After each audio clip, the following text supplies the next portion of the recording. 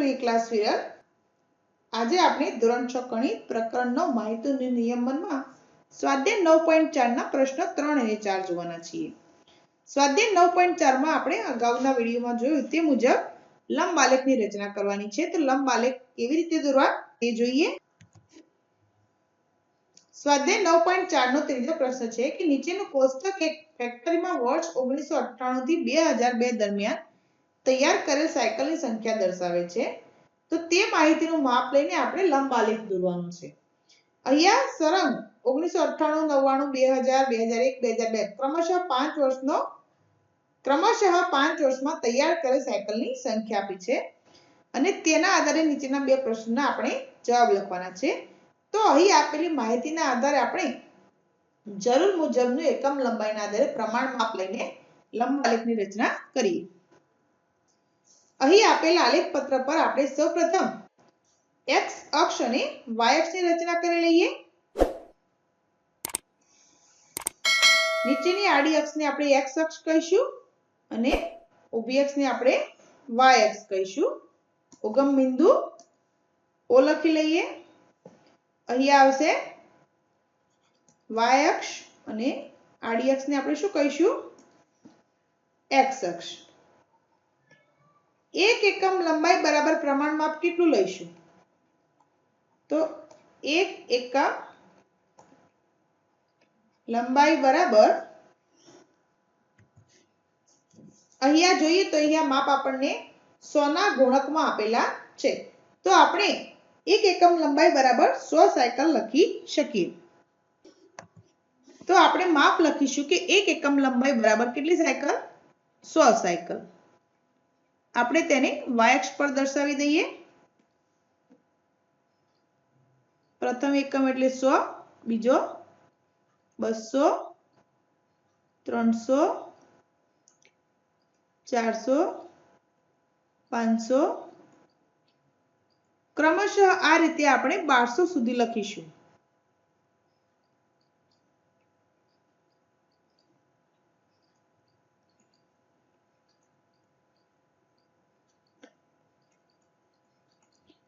અને છેલ્લે 1200. અહીં આપણે y અક્ષ પર લખી દઈશું કે સાયકલની સંખ્યા.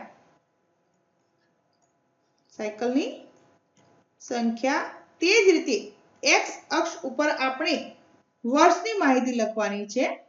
તો અહીં હું આલેખની સરળતા ખાતર 2 એકમ અંતર છોડીને માપ લઉં છું. તો પ્રથમ માપ 2 એકમ અંતર છોડતા મને મળશે. તો 2 એકમ અંતર છોડતા હું પ્રથમ વર્ષ લઈશ 1998 અને તેનો લંબ આલેખ રચીશ. હવે 1998 માં તૈયાર થયેલ સાયકલની સંખ્યા છે 800. એટલે કે હું y અક્ષ ઉપર 800 નું માપ જેટલે આપ્યું છે તેટલે સુધીનો લંબ આલેખ અહીંયા રચું છું. ત્યારબાદ બીજી માહિતી આપણને આપી છે 1999. બે લંબ આલેખ છોડતા અહીંયા મને મળશે 1999, જેમાં તૈયાર થયેલ સાયકલની સંખ્યા છે 600. તો અહીંયા હું y અક્ષ પર 600 નું માપ આપ્યું છે તેટલે સુધીનો લંબ આલેખ માપપટ્ટી અને પેન્સિલની મદદથી દોરીશ. 1999 પછી 2000 ની માહિતી આપી છે. 2000 માં 900 વર્ષ આપ્યા છે. 2 એકમ અંતર કાપું છું ફરીથી. અહીંયા હું 2000 નો લંબ આલેખ દોરીશ. કુલ તૈયાર થયેલ સાયકલની સંખ્યા 900 આપી છે. તો આ રીતે હું 900 દર્શાવે છે તેટલે હું લંબ આલેખ રચીશ આ મુજબ. ત્યારબાદ વર્ષ 2001 ની માહિતી છે. હવે વર્ષ 2001 માં આપણને તૈયાર થયેલ સાયકલની સંખ્યા આપી છે 1100. તો તેને હું આ રીતે 1100 નો લંબ આલેખ આ રીતે રચીશ. વર્ષ 2001 માં તૈયાર થયેલ સાયકલની સંખ્યા 1100 છે. તો આ રીતે હું 1100 સુધીનો લંબ આલેખની રચના કરીશ આ મુજબ. અને છેલ્લી માહિતી છે વર્ષ 2002 ની. તો વર્ષ 2002 માં તૈયાર થયેલી સાયકલની સંખ્યા છે 1200. આ મુજબ દર્શાવીશું આપણે.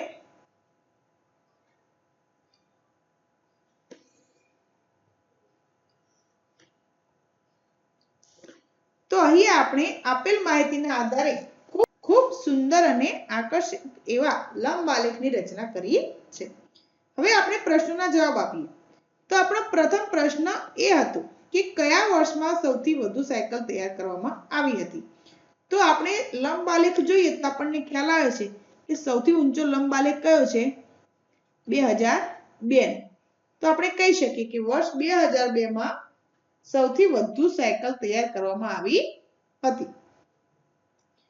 બીજો પ્રશ્ન છે કે કયા વર્ષમાં સૌથી ઓછી સાયકલ તૈયાર કરવામાં આવી? તો સૌથી નાનો આ લંબ આલેખ 1999 છે.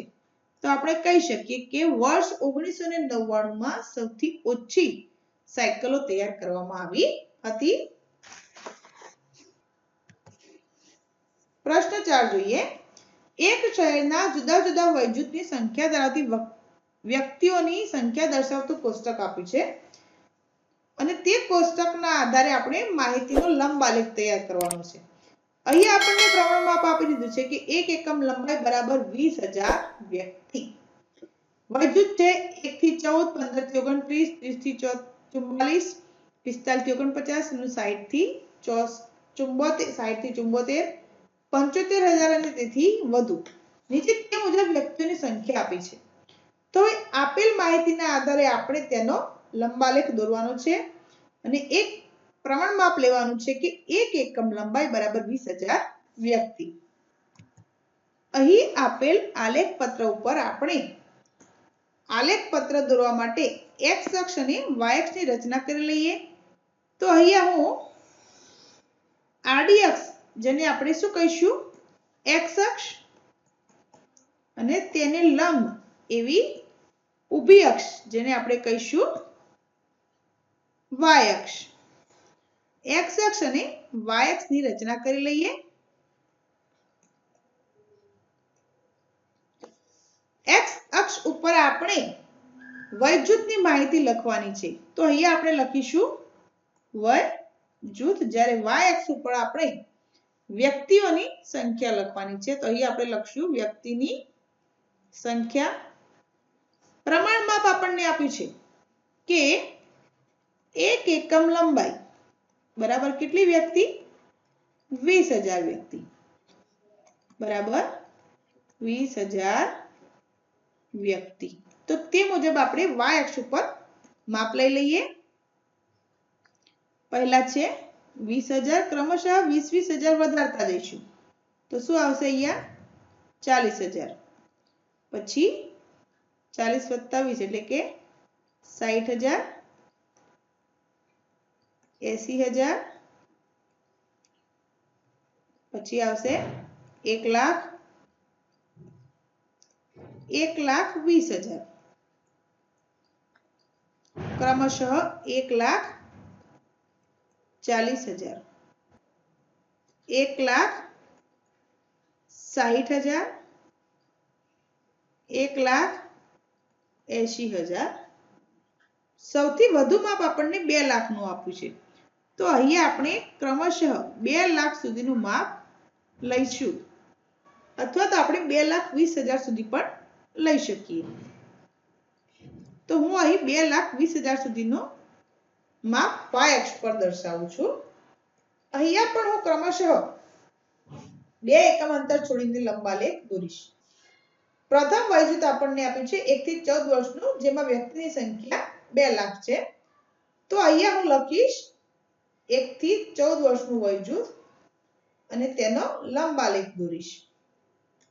1 થી 14 વર્ષના વય જૂથમાં વ્યક્તિની સંખ્યા આપણને 2 લાખ આપી છે. તો એનો લંબાલેખ આટલે સુધી આવશે.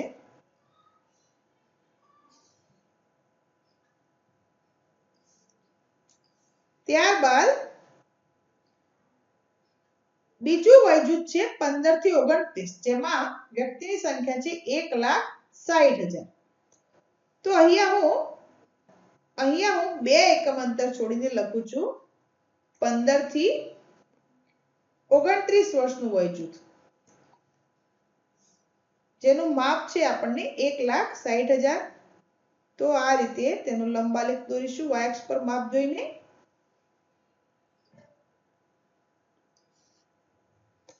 ત્રીજું વયજૂથ છે 30 થી 44, જેમાં છે 1,20,000 વ્યક્તિ. લખીએ અહીંયા 30 થી 44.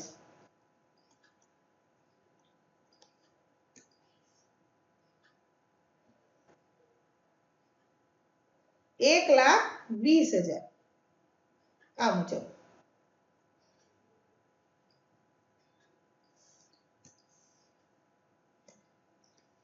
ચોથું છે 45 થી 59, 1,20,000 એટલું જ છે. અહીંયા લખીશું વયજૂથ 45 થી 59, તેનો લંબ આલેખ દોરીએ તો એના સમકક્ષ જ આવશે આ મુજબ, કારણ કે તેનું માપ પણ 1,20,000 છે. ત્યારબાદ